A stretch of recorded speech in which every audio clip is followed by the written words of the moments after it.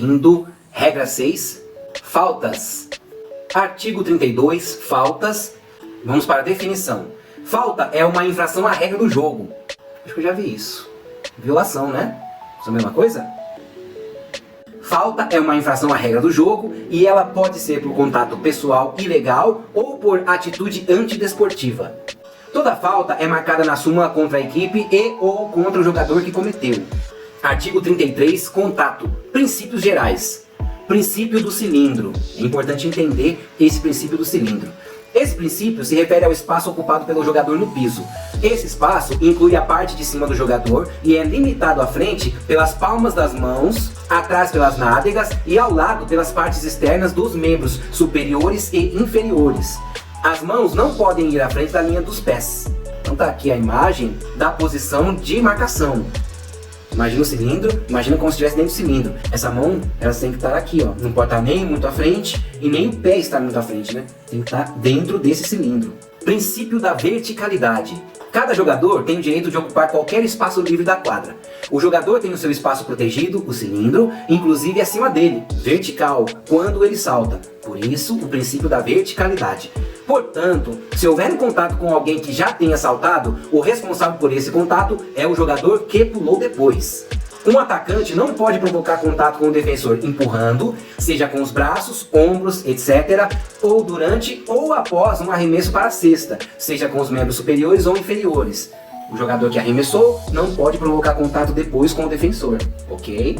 Seguindo, posição legal de defesa. Essa posição legal de defesa é caracterizada quando o defensor está de frente para o seu adversário e com os dois pés no chão. Acima da cabeça, verticalmente, também é considerada a posição legal de defesa, mas a sua posição deve estar dentro do cilindro imaginário. Marcando um jogador que controla a bola. Um jogador defensor deve estabelecer uma posição legal de defesa inicial, sem causar contato antes de tomar a sua posição. Ele pode se mover e ocupar os espaços lateralmente e para trás, mas não em direção ao jogador adversário. Além disso, ele não pode estender seus braços, ombros, quadril ou pernas para impedir o driblador de passar por ele. O contato no tronco pode ocorrer. Isto mostra que o defensor ocupou o espaço antes.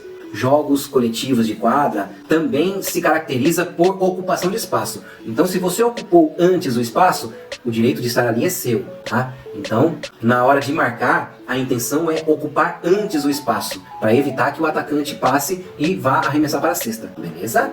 Marcando um jogador que não tem o controle da bola. A defesa não pode ser tão próxima ao adversário ao ponto de que este não tenha nem tempo nem distância suficiente para parar nem para mudar de direção. Essa distância não pode ser menos de um passo normal. Quando o defensor não respeita esse espaço, ele é responsável pelo contato. Além disso, ele não pode estender seus braços, ombros, quadril ou pernas para impedir a passagem do adversário, lembrando ocupação de espaço. Um jogador que está no ar. Um jogador que salta verticalmente tem o direito de retornar ao mesmo lugar. Quando o salto não é vertical, ele tem o direito de ocupar o espaço ao final da trajetória, desde que esse lugar não esteja ocupado por outro. Se houver contato do saltador com alguém que tenha ocupado legalmente o espaço, o saltador é o responsável pelo contato. Um adversário não pode mover-se para a trajetória de um jogador depois que esse jogador tenha saltado. Colocar-se embaixo de um jogador que tenha saltado, famosa cama de gato, é falta antidesportiva e, dependendo do caso, falta desqualificante. Agora vamos para o corta-luz, legal e ilegal.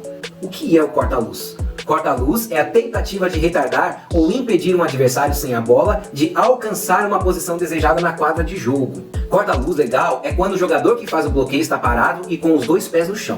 Já o corta-luz ilegal é quando o bloqueador estava em movimento, quando ele não deu tempo suficiente para o adversário observar a sua posição ou quando ele não chegou com tempo suficiente para ocupar antes o espaço.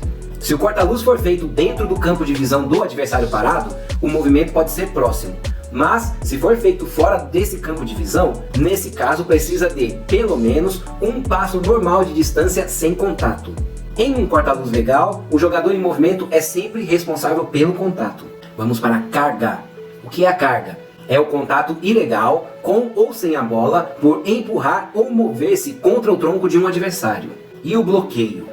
É o contato pessoal ilegal que impede a progressão de um adversário com ou sem a bola. Essa falta acontece quando o jogador está se movendo e seu adversário está parado ou se afastando dele, ou quando o jogador despreza a bola, encara seu adversário e muda de posição quando este também muda. Se o bloqueador estender os braços e cotovelos dentro do seu cilindro imaginário, esse movimento é legal. Mas não é permitido que esse movimento ocorra fora do cilindro, caracterizando empurrão ou agarrão. Área de semicírculo sem carga. Essas áreas são aqueles semicírculos pintados no chamado garrafão para a interpretação de carga e bloqueio embaixo da cesta. Nesta área, quando o atacante em suspensão e em progressão à cesta toca o adversário, não é considerado falta, desde que ele não use ilegalmente mãos, braços, pernas ou o próprio corpo. Essa regra se aplica quando o atacante em suspensão faz um passe e o defensor está com os dois pés nessa área, fazendo contato com o adversário com as mãos e ou os braços. Tocar o adversário com a mão não é necessariamente uma falta. Para esse toque ser falta, é necessário que o adversário leve alguma vantagem com esse toque ou restrinja a liberdade de movimento do outro. Tocar ou cutucar repetidamente um adversário com ou sem a bola é falta, pois isso pode levar a um jogo duro. Com a bola, o jogador não pode enganchar ou empurrar o adversário e nem usar a mão ou o braço como proteção. Enganchar ou empurrar. Sem a bola, o jogador não pode empurrar para ficar livre ou criar mais espaço para si. Jogada de pivô. Um jogador em posição de pivô comete falta se utilizar ombros ou quadril para deslocar o seu adversário fora da posição ou restringir a liberdade de movimento do adversário utilizando os braços ou qualquer parte do corpo. Defesa ilegal por trás. Como o próprio nome diz, é uma defesa ilegal realizada por trás. Não é porque o jogador está defendendo que ele pode fazer contato ilegal por trás. Segurar. É o contato ilegal que interfere na liberdade de movimento do adversário e pode ser realizado com qualquer parte do corpo. Empurrar. É o contato pessoal ilegal onde o jogador usa a força para mover ou tentar mover um adversário com ou sem a bola. Simular uma falta, fake. É a tentativa de enganar a arbitragem fazendo gestos teatrais, levando a entender que tenha sofrido falta e, com isso, levar vantagem indevida. Artigo 34, falta pessoal. Definição. Falta pessoal é um contato ilegal com um adversário se a bola estiver viva ou morta. Penalidade. Uma falta pessoal é sancionada contra um infrator. Uma falta que é cometida em um jogador que está no ato do arremesso lhe dá o direito de realizar os lances livres, caso a bola não caia, mas, se a cesta for realizada, contam-se os pontos e ainda haverá mais um lance livre, chamado lance de bonificação. Se a falta for cometida em um jogador que está fazendo arremesso e no momento, ou logo em seguida, soar o sinal de final do jogo ou da prorrogação, ou mesmo do relógio de 24 segundos e a cesta for convertida, os pontos não valerão e será concedidos lances livres para o jogador atacante. Então a situação é essa: se houver um arremesso e logo em seguida soar o final do jogo, se o árbitro marcar falta, não valerão os pontos caso a cesta seja convertida, mas o jogador tem direito aos lances livres. Ok? Artigo 35, falta dupla. Definição. Falta dupla é quando dois adversários cometem falta um no outro, praticamente ao mesmo tempo. Essas faltas precisam ter contato pessoal e a mesma penalidade. Penalidade. Cada jogador receberá uma falta pessoal e não serão concedidos lances livres. O jogo reiniciará da seguinte maneira: se uma cesta for convertida, a bola será dada para o time que não pontuou e a reposição em qualquer lugar atrás da linha final. Se não houver cesta, a bola será concedida para a equipe que tinha sua posse. Se nenhuma equipe tinha posse ou controle de uma bola viva, haverá então bola ao alto. Artigo 36. Falta técnica. Regras de conduta. Falta técnica é a falta de cooperação e não concordância deliberada ou repetidamente com o espírito de esportividade ou jogo limpo, fair play. O árbitro pode prevenir faltas técnicas, advertindo ou mesmo ignorando fatos menores, mas se houver reiteração desses atos, então ele deve intervir. Definição. A falta técnica não envolve contato e é de natureza comportamental. Entre as ações comportamentais incluem desprezar advertências, comunicar-se desrespeitosamente, utilizar linguagem ou gestos ofensivos, molestar e provocar um adversário, retardar o jogo, simular falta, fake. Um jogador é desqualificado com 2 faltas técnicas ou 2 faltas antidesportivas ou uma técnica e uma antidesportiva. Então, para ficar bem claro, 2 técnicas desqualificam o jogador, 2 faltas antidesportivas também e uma técnica e uma antidesportiva também desqualificam o jogador. Um técnico é desqualificado por 2 faltas técnicas, C, ou 3 faltas técnicas, todas elas B ou uma C. Penalidade. Uma falta técnica é contada como falta individual e como falta de equipe. Se a falta técnica for cometida por alguém no banco, a falta deverá ser contada para o técnico e não é marcada como falta de equipe. Será concedido um lance livre contra a equipe faltante. Após a cobrança do lance livre, a bola será reposta em jogo pela equipe que tinha posse dela no momento da marcação da falta técnica. Independentemente se houve outra penalidade, o lance livre da falta técnica é administrado imediatamente. Se nenhum dos times tinha posse da bola ou direito a ela, uma situação de bola ao alto ocorre. Artigo 37, falta antidesportiva. Definição. Falta antidesportiva é uma falta com contato, onde não houve tentativa legítima de jogar ou ocorreu contato excessivo. Lembra que a falta técnica não tem contato, já a antidesportiva tem o contato. Contato excessivo do defensor impedindo a progressão da equipe atacante na transição. Isto apenas se aplica até que o jogador atacante inicie seu ato de arremesso. É também falta antidesportiva quando o jogador faz contato com o adversário faltando 2 minutos ou menos para o fim do jogo ou da prorrogação, enquanto a bola está fora da quadra ou ainda na mão do oficial. Ou seja, quando a bola ainda não está em jogo. O árbitro deve julgar a falta antidesportiva e apenas julgar a sua ação. Penalidade. A falta antidesportiva é marcada contra o infrator. Serão concedidos lances livres e uma reposição na quadra de ataque. Se a falta for cometida durante o arremesso, serão concedidos 2 lances livres se foi na área de 2 pontos, ou 3 lances livres se foi na área de 3 pontos. E se esse arremesso for convertido, será concedido mais um lance livre. Se a falta antidesportiva for cometida em jogador que não está no ato de arremesso, serão concedidos 2 lances livres. Artigo 38, falta desqualificante. Definição. Uma falta desqualificante é qualquer ação antidesportiva. Ela se aplica aos jogadores, técnico ou qualquer outro membro de equipe. O técnico desqualificado deverá ser substituído pelo primeiro assistente técnico. Violência. Ato de violência deve ser coibido imediatamente pelos oficiais e, se for o caso, pelos agentes da segurança pública. Os jogadores provocadores da violência devem ser desqualificados. O comitê organizador da competição e os agentes de segurança pública são responsáveis pela quadra como um todo. Destruição do patrimônio também devem ser coibidos, seja com advertência ou até falta desqualificante, dependendo do caso e da reiteração. Penalidade. A falta desqualificante é marcada contra o infrator.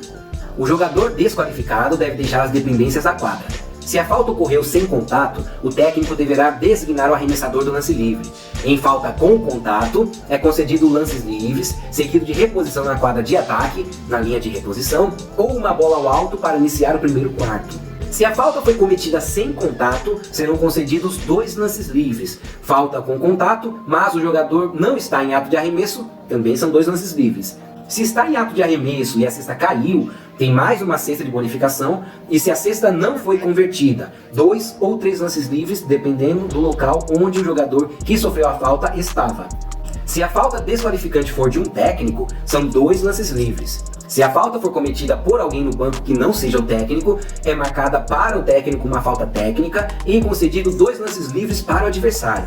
Se mais de um dos membros de equipe do banco participarem de falta desqualificante, serão concedidos 2 lances livres para cada um dos participantes. Isso aqui tem que ver e rever com bastante cuidado, né? Quantidade de lances livres que é concedido caso haja falta desqualificante. Com contato, sem contato. Vamos tentar resumir rapidinho. Com contato, é concedido lances livres, dependendo do local onde o jogador estava, 2 ou 3 lances livres, mais a posse da bola. Falta desqualificante sem contato, 2 lances livres. Com contato, mas se o jogador não estava em ato de arremesso, 2 lances livres. Se o jogador está em ato de arremesso, a bola cai e ele sofreu a falta desqualificante, ele ainda vai ter mais um lance livre de bonificação. Agora, se ele arremessou, sofreu a falta desqualificante e a bola não caiu, serão concedidos 2 ou 3 lances livres, dependendo de onde ele estava. Artigo 39. Briga. Definição. Interação física entre 2 ou mais adversários. Simples, briga é isso. Este artigo só se aplica aos membros de equipe que deixarem a área do banco para uma briga ou qualquer situação que possa levar a uma briga. Vamos para a regra. Quem estiver no banco, menos o técnico, e se envolver em briga ou provocar uma briga, será desqualificado. O técnico ou primeiro assistente técnico são autorizados a deixar a área do banco para tentar apaziguar uma briga junto com os oficiais. Mas, se algum deles não ajudar, serão desqualificados. Penalidade. Para esses casos, a falta técnica será marcada contra o técnico. Se acontecer uma briga entre as equipes e a partida teve que ser paralisada e, antes disso, houve uma cesta, a bola deve ser concedida ao time que não pontuou. Se não houve cesta, a bola é concedida para a equipe que tinha posse ou controle dela. E se nenhuma equipe tinha posse ou controle, ocorrerá uma situação de bola ao alto. As faltas desqualificantes não contam como faltas de equipe. Importante detalhe, hein? Falta desqualificante não conta como falta de equipe, ok? Então, de falta, foi isso. Bastante coisa, né? Bastante detalhe. Então, vamos ficando por aqui, dando uma pausa, porque ainda tem mais coisa, tá certo? Daqui a pouquinho retornamos. Valeu!